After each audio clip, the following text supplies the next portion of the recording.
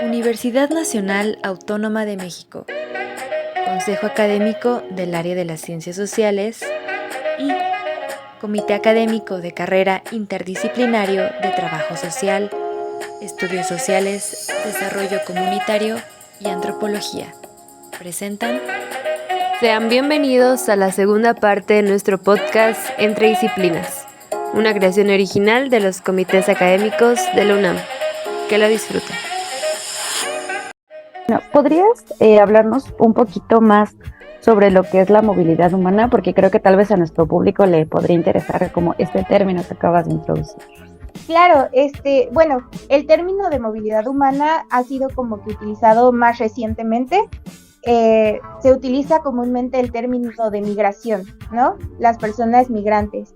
Pero, pues bien, bajo esta perspectiva de derechos humanos, es importante resaltar, ¿no? Que todos tenemos derecho a migrar, que todas y todos tenemos derecho a esta movilidad, ¿no? Y que no precisamente tiene que ser causado por alguna problemática, ¿no? Por crimen organizado, por desplazamientos, sino que debería ser por gusto. Entonces es como modificarle el enfoque bajo, pues quitarle todos estos estigmas, ¿no? Que se tiene sobre la migración, sino decir, ok, son personas que tienen una necesidad de moverse, de desplazarse del lugar en donde estaban, porque pues a lo mejor hay otras circunstancias alrededor que pues que los acompañan, ¿no? Y que por lo tanto tuvieron que moverse. Ok, muchísimas gracias. Continuamos con otra experiencia. Aarón, por favor. Y bueno, una de las experiencias que creo que fue medular fue una que se hizo en la meseta, en una comunidad de Tulpícuaro, pero justo retomo elementos claves de las compañeras que participaron anteriormente, como son los elementos culturales, ¿no? Todo aquello que genera un símbolo y cómo se representa, ¿no? Porque te insertas en campo, pero cambian las rutinas, o sea, no es como tú estás acostumbrado a vivir o seguir las normas, ¿no? De hecho, hasta hay una diferencia en un espacio semiurbano, completamente urbano, que llegar a una comunidad donde se rigen por otros usos y otras costumbres. Además de que, bueno, al último con la compañera podría retomar que son a veces muchas limitantes para que el investigador en campo genere ese diagnóstico o trabaje en correlación con los actores, porque, bueno, la compañera los maneja como sujetos de estudio. Creo que desde nuestro enfoque igual los llevamos a tomar como sujetos de estudio, pero también son colaboradores, ¿no? Son co-participantes porque son los que tienen el conocimiento. O sea, lo que uno hace únicamente es el acompañamiento a través de lo que la academia nos da como herramientas para poder participar junto con ellos y que ellos se involucren en las problemáticas. Pero bueno, también lo que vi es justo esas problemáticas que ya están arraigadas dentro del contexto, ¿no? Dentro de en este caso la comunidad o la parte urbana, ¿no? Que puede ser la delincuencia, ¿no? Eso es una limitante que no te permite continuar con la investigación y en muchos de los casos no te permite generar esas propuestas de alguna alternativa que pueda ayudar a trabajar el caso que tú estés llevando, ¿no? Por otro caso, un elemento cultural que vi que también puede ser una limitante para uno como investigador, pues es la lengua, ¿no? O sea, si tú hablas castellano y llegas y habla purépecha, probablemente ahí no haya como tal un entendimiento, porque a veces cuando hay un intérprete, a veces lo que quiere interponer son sus ideas, más no las de aquel que está diciendo, pues yo quiero proponer esto, ¿no? Entonces también esa es una limitante y cómo se cambian los discursos. Desde ahí pues aprendí bastantes cosas, ¿no? Incluso la adaptación a otro contexto, ¿no?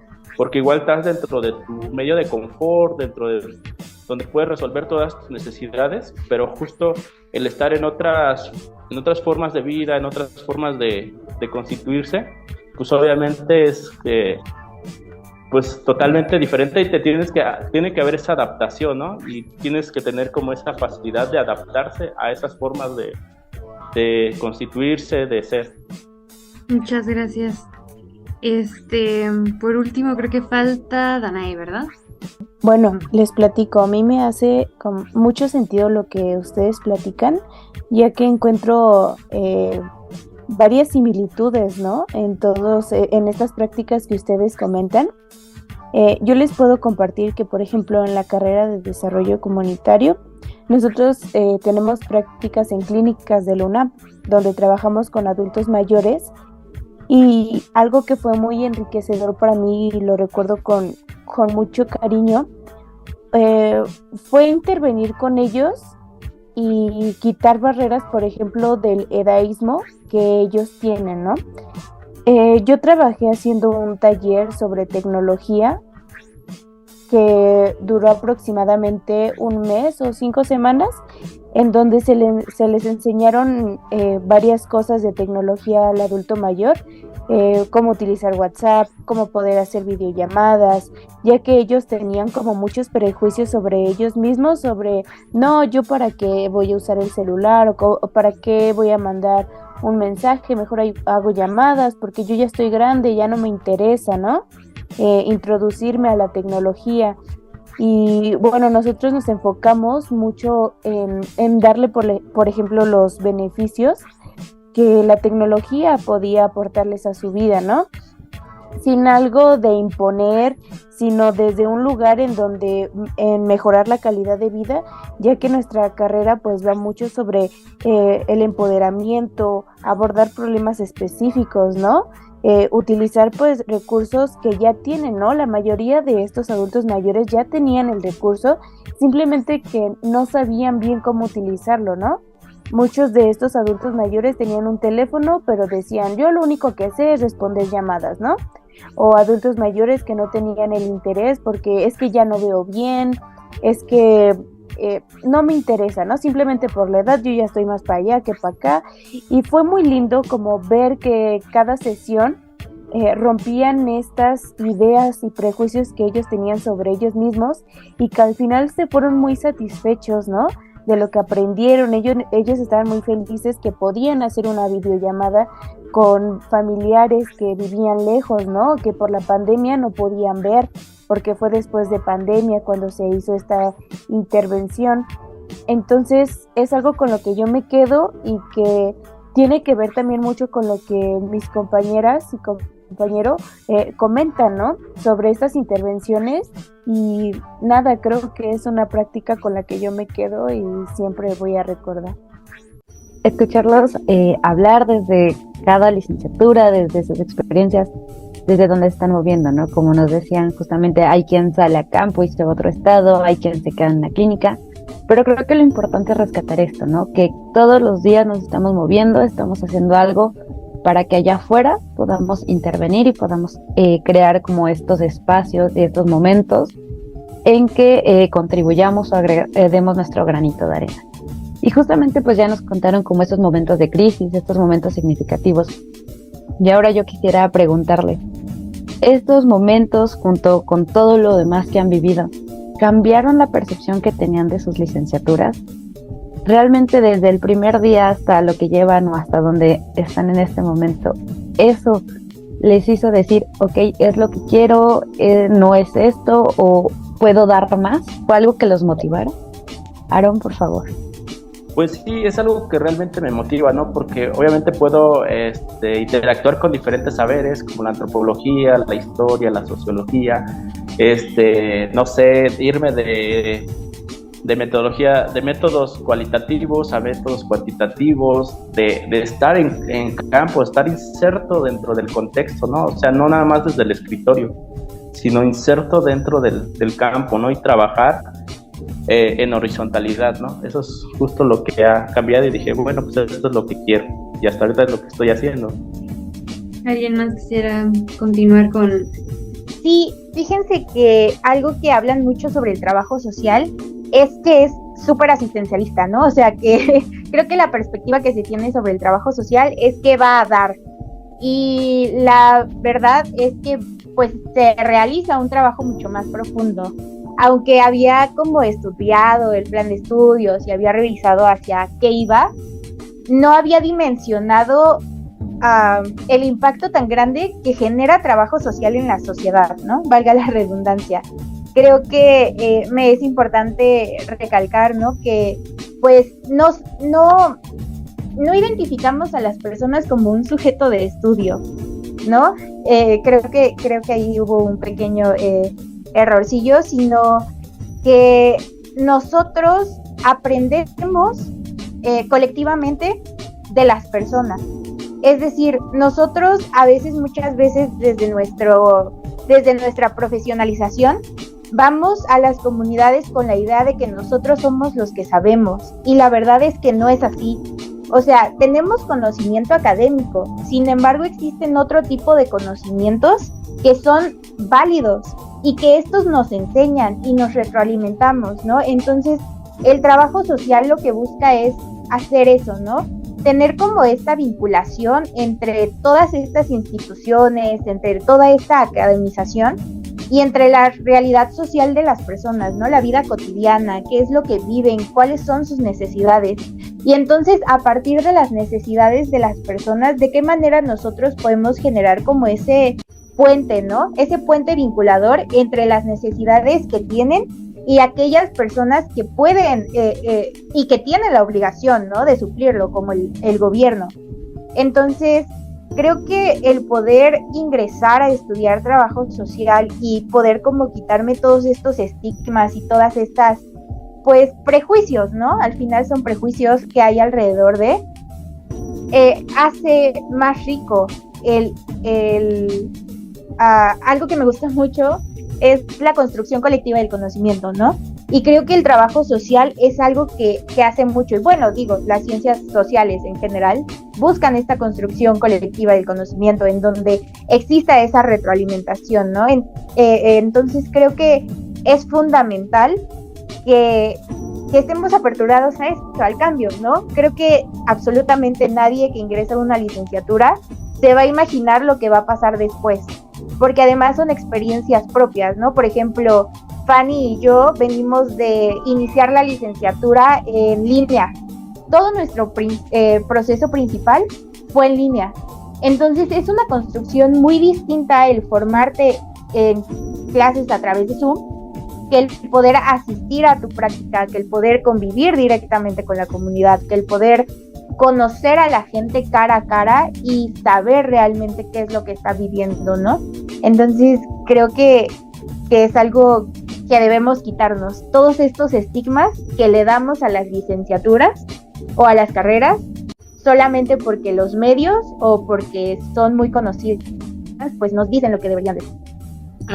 Bueno, yo quería agregar que como que me gusta mucho poder espejarme, ¿no? Como en sus trabajos de campo, ¿no? Y observar como todo lo que hay en común, pero también todo lo que hay distinto, ¿no? O sea, en antropología nosotras, al menos en un inicio, nos formamos en una metodología de trabajo de campo más clásica que fuimos poco a poco transformando, ¿no? O sea, según íbamos como avanzando en las materias, en nuestros estudios, según también íbamos encontrando qué tipo de campo queríamos hacer cada una de nosotras y nosotros, ¿no? Pero, por ejemplo, una diferencia que ahorita me estaba saltando mucho, que se me hace muy chida, es el tema de la intervención, ¿no? Nosotras pues prácticamente nunca hablamos de hacer una intervención, ¿no? Si acaso podemos llegar a hablar de alguna suerte de tequio, ¿no? O de alguna retribución, ¿no?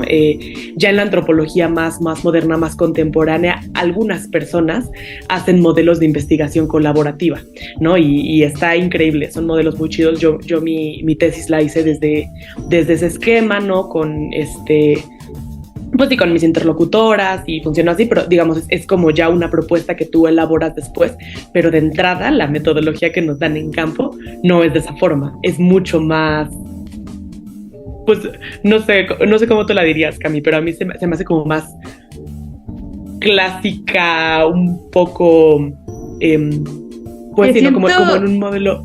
Como que siento que ahí está como más, como si fuera lo mismo pero ordenado, ¿no? Como aquí te la desmenuzo en 3 partes, práctica regional, no sé qué, ¿no? Y acá como que una teoría así como clásica, una metodología clásica, como que en algún punto de la carrera, ¿no? Y después... Ajá. Y luego ya como que de ahí extraes como un montón de, como los principios básicos, pero después ya los tratas de enfocar a tu tema, ¿no? Como que siento que va más o menos así, ¿no? Como... Sí. ¿Puedo explicarlo? Sí, no, totalmente, ¿no? O sea, y claro, y es muy distinto, ¿no? O sea, como que en las primeras experiencias, ¿no? O sea, y pues sí, y justo en este tema como de los clásicos y así, o sea, los primeros antropólogos era casi como que no sepan que estás ahí, ¿no? O sea, como vuélvete invisible, ¿no? Que es como tan diferente a las experiencias que ahora platican, ¿no? Y pienso, bueno, claro, seguramente también la antropología es una disciplina que se ha enriquecido de otras disciplinas, ¿no? O sea, en estas partes, pero sí, algo que me salta es justo eso de la intervención, ¿no? O sea, como que sí creo que es un objetivo de campo distinto que moldea también como la experiencia, ¿no? Pues sí, como con qué objetivo sales, ¿no? Porque de repente me dio esta sensación como de, claro, estamos hablando de campo, pero estamos hablando de campos muy distintos, ¿no? Ahorita, no me acuerdo si fue Alejandrina o Danae que dijo como, hacemos nuestras prácticas de campo y clínica, ¿no? O sea, como este símil, y entonces como que ahí entendí un poco, ¿no? Dije, claro, es un campo mucho más activo, ¿no? Como, no que en antropología seamos pasivos para nada, creo que sí ha sido como de las reflexiones más transformadoras hacia la disciplina, el nunca eres pasivo en campo, ¿no? Existes y estás ahí y participas en el fenómeno social activamente y lo construyes con las personas en ese momento, ¿no? Pero no llegas con una propuesta de intervención, ¿no? Es como un acercamiento, pues no lo sé, como menos, ¿cómo lo es que no sé cómo decirlo? Menos, es como que es más de acción, menos teoría, como hacia un objetivo, y como que construyes la teoría alrededor, y como que nosotros vamos más como, este fenómeno, este problema, y lo observo aquí, quiero aprender de eso. Y como que más o menos, ¿no?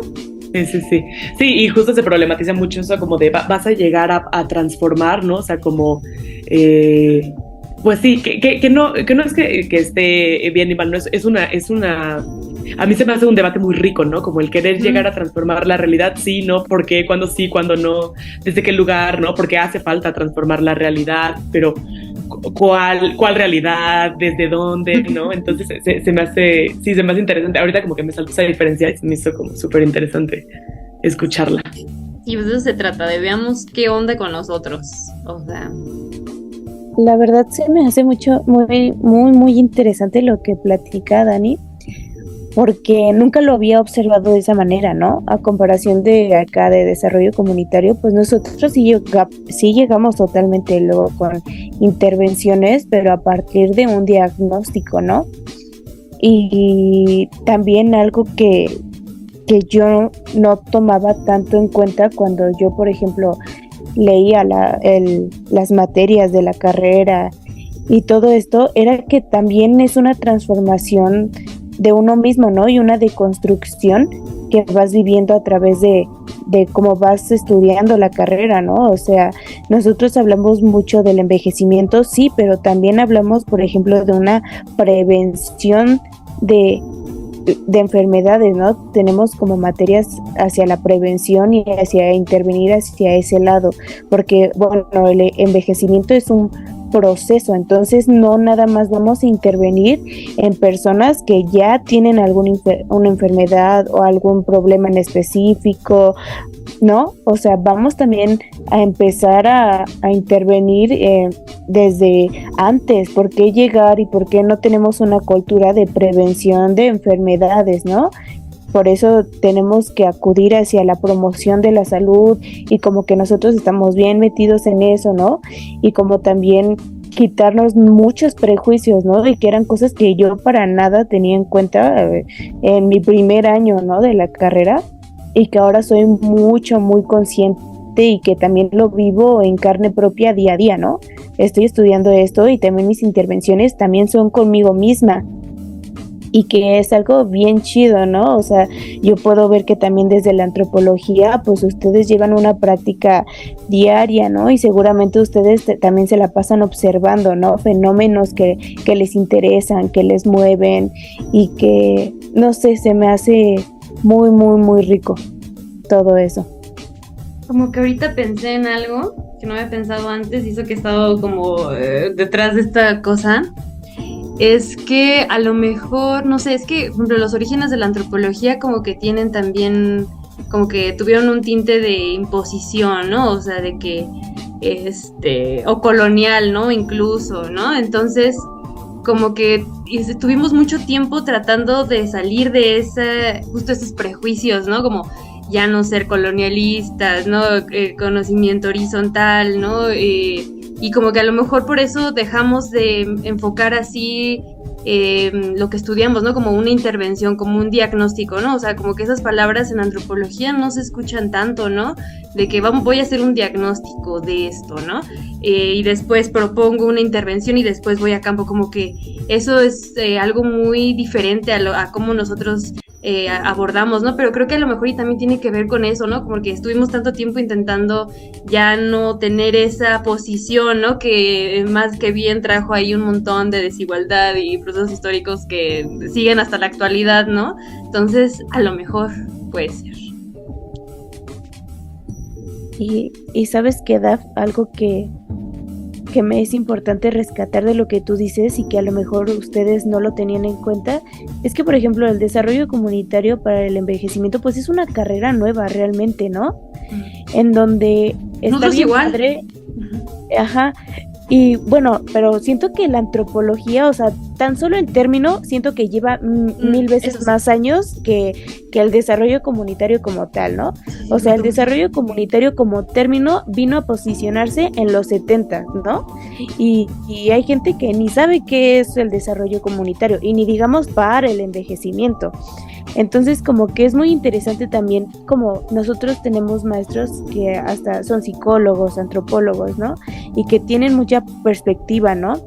Y que estas diferentes disciplinas que nos pueden enseñar nos dan diferentes perspectivas.